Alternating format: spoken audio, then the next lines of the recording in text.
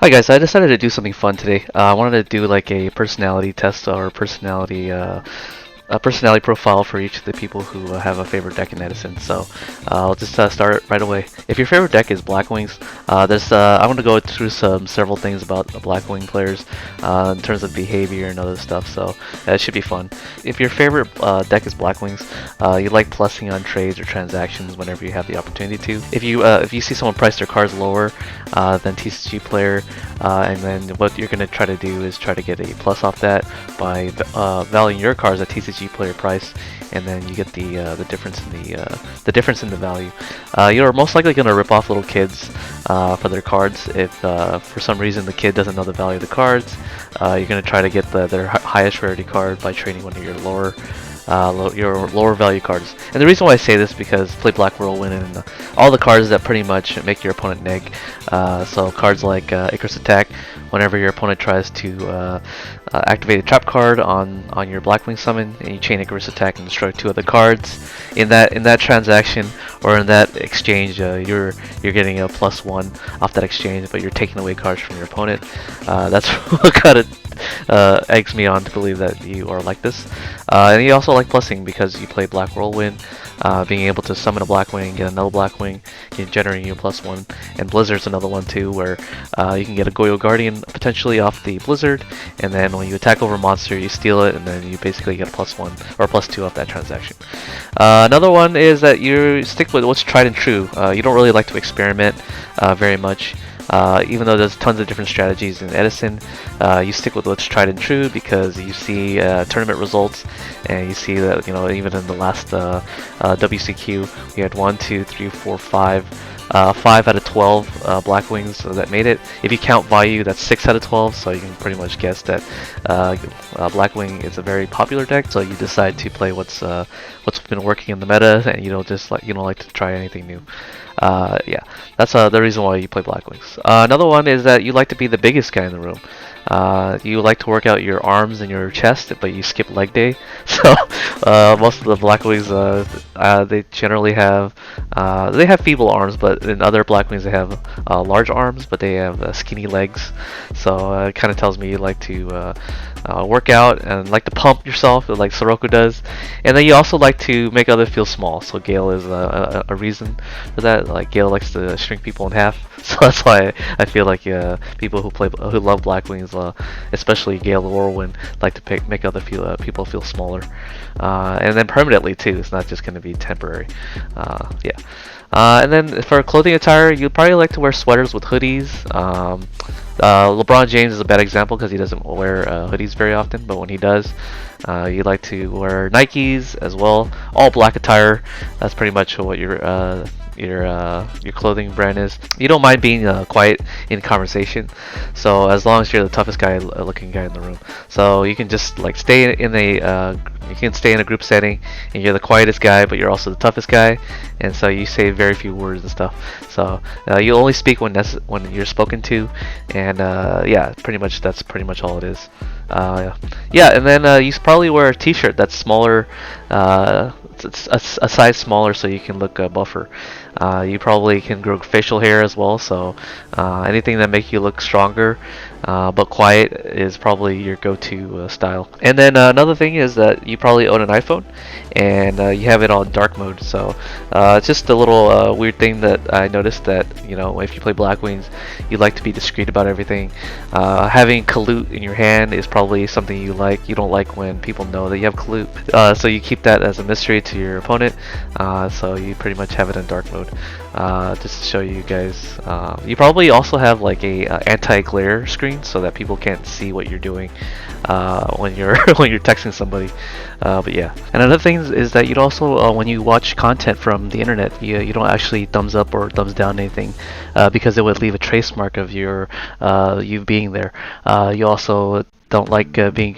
You also refrain from saying anything or reacting to anything negatively, because if you do that, then it means that the other people win in that exchange. So anything. So stoicism is probably your favorite type of emotion, where you just allow things to happen and not really care about what other people say. Because when you react angrily in a situation, it means you lose the exchange. So even in social settings, when that happens, you don't react as much as well. So if you're a Lightsworn player, probably flashy AF. That pretty much means that you like having the spotlight on you at all times in social settings.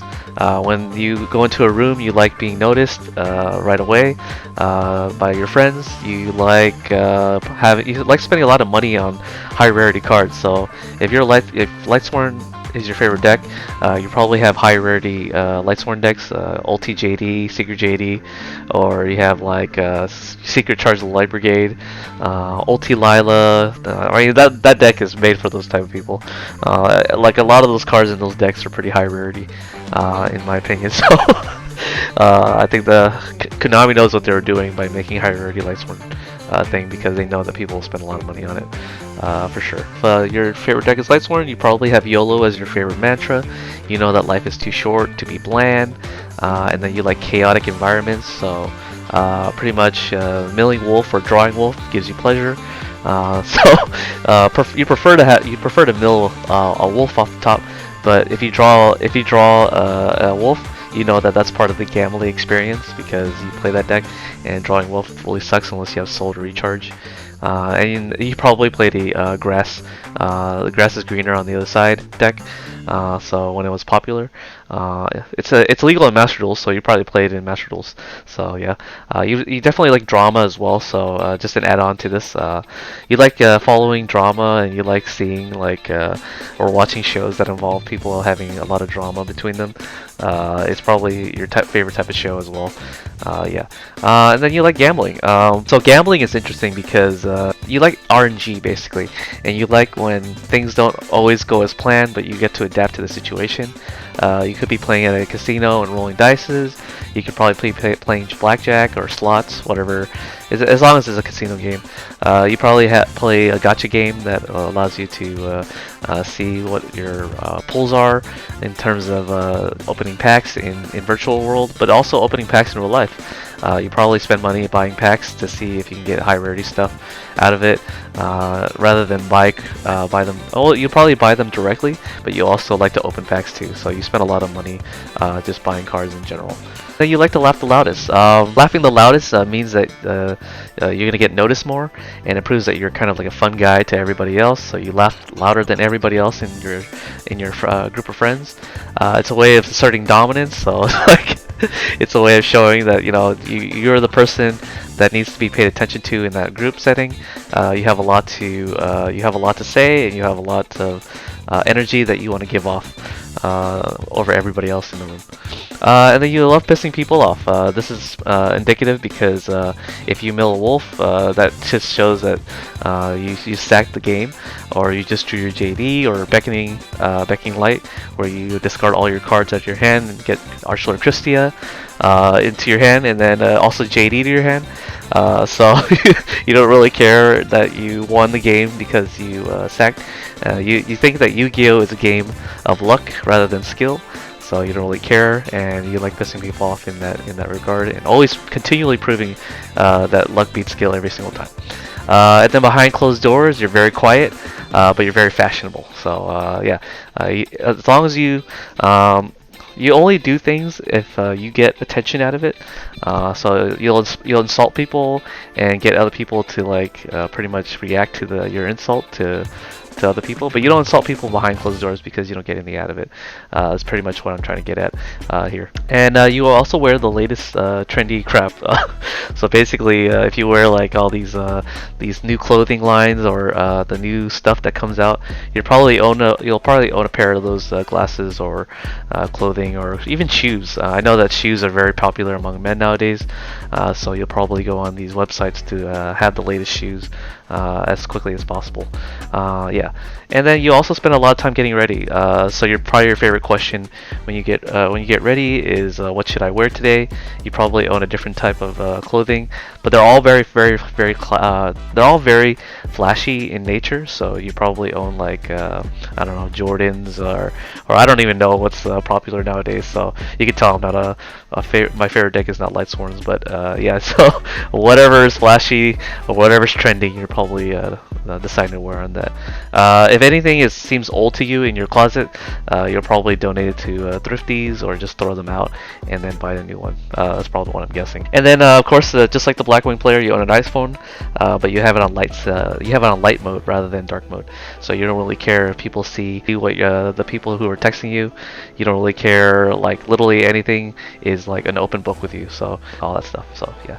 So the another personality type that I want to go over, this is going to be the last one, is the Quick Draw Danny Warrior. So if your favorite deck is Quick Draw Danny Warrior, you're going to be pretty much opposite from the other two that I mentioned. You're probably the chillest person in the room. T-set is your favorite play in all of Yu-Gi-Oh! You just like doing T-sets even after turn 1, so you don't really care too much about doing power plays. You even are reluctant to activate Quick Draws Synchron to discard a card out of your hand, because that means you're going to have to do a play, or even tributing for Caius. But those are very low commitment plays. You like summoning Debris Dragon, getting Dandelion, and then Synchro Summoning a Black Rose into the field. So very low commitment plays, or T-sets are your favorite plays. You let people take back their moves in competitive plays. You realize that it is competitive play, so you know Yu-Gi-Oh! Is a game of fun and a chance to hang out with your friends. It's not really an opportunity for you to pretty much gain a lot of advantage over your opponent, or you don't see it as a way of like gaining a lot of prizes, because the prize is not to get all the prizes. The prize is actually just to hang out with your friends and spend time with them. Yeah, so that's why you're laid back. And you hardly play competitively. That's another one. Probably the reason why we see such a large amount of people playing Blackwings in tournaments is because there's a very few people who play Quick Draw Synchron Danny Warriors. And that deck is all the chill people just rather be hanging out with friends rather than playing in competitions. So that's probably why there's such a low representation in every tournament. Yeah, so casual is way more fun to you, so you'll probably be playing at non-local events. You also don't understand why people get so worked up or mad. So when people have ruling disputes where they're arguing with each other about who's right and who's wrong, you're often asking yourself like, "Oh, it's just a card game, bro." Like that's your favorite phrase when you ever see those situations end up. So you end up scratching your head. You're like, "Oh, I don't get it. Why is it so important that things go their way in a card game?" Yeah, so you probably are the guy scratching their head when people fight over in card games. But you're probably slow to change. Your deck is probably the same rarity that you bought it in. So like you probably have all your common Raikos, you have your common Charizard Light Brigade, and common Caius, because those are all cards that are in common these days. And you'll probably have the same cards in your deck with very little variations. So anytime there's a chance to play Yu-Gi-Oh! With your deck, you probably didn't tweak your deck from the last time you played it. If you did, it's probably one or two cards different. So yeah, you're probably very slow to change on that respect. And then you like long and forth, back and forth longer games. So this is why you play Black Rose Dragon, because Black Rose Dragon doesn't win you the game outright. It doesn't attack directly for lethal. You just like to blow up the field, reset the board, and then have 2 Dandelion tokens at the end of the turn. Or you like to activate Card of Avarice or Pot of Avarice, because Pot of Avarice basically means that the game's gonna last longer by you drawing 2 cards and then recycling your whole graveyard back into your deck and drawing 2. So you like the whole marathon aspect of the game. You also like Drill Warrior, because Drill Warrior you get to reuse a lot of the cards that you've already used in the past. So it's probably going to segue into the clothing, where you like to wear clothing that you used to wear even back in high school. If you're in high school, you're probably wearing. If you're currently in high school, you're probably going to wear like clothing from middle school, etc., etc. And then you probably see sex as a marathon rather than a 50-meter dash. So you like to last long rather than to just get it over with as quickly as possible. And then when you text message other people, you probably are very nonchalant about the exchange. You probably say one word or two word text messages as much as possible. You're afraid of looking clingy, so you act very laid back at all times, including with plans too. You probably don't even make plans in your group of friends. And so instead, you basically let people invite you, and you don't make any plans for any holidays. You're basically the person that just likes to be invited to everything rather than to make the plans itself because it's too much stress. And then your favorite type of drink is probably beer or seltzer, anything that's just isn't high in alcohol content. Very low, very chill, very melodic. You also like sweet tea and sweet coffee as well. So yeah, and then your clothing and your appearance, you probably have like unkempt hair.